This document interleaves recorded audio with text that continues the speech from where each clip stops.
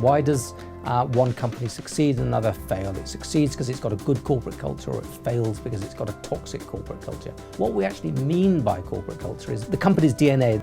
I believe that the most important things that a company can focus on are its strategy and its culture. I also think that if you had to pick between the two, that culture trumps strategy every time. Because if you have a great culture, your people will develop a strategy that will win. But if you don't have a good culture, even a winning strategy will not be useful. It takes a lot of work to build a company culture.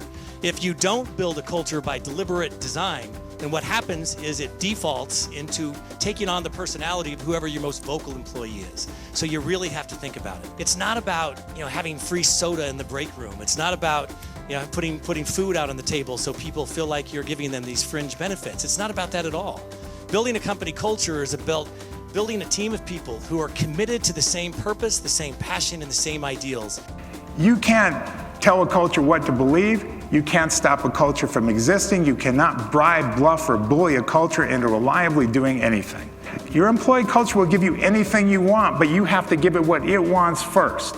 And it wants to know what are the reliable rules of survival and emotional prosperity. Culture really tells you what you believe in, what your principles are, what your values are. It tells you how to behave. It's kind of like, this is the way we get things done around here, and these are the things we will always do, and these are the things we will never do. To this day, culture is actually the #1 priority in the company, and our whole belief is that if we get the culture right, then most of the other stuff like delivering great service or building a long-term enduring brand will just happen naturally on its own. Culture is a decision framework. The decisions are constantly being made. So culture is like a wind, and it blows into one direction. If you have a strong culture, it blows everyone into one direction. So if everyone moves in the same direction, you are basically adding up the forces, maybe even multiplying them.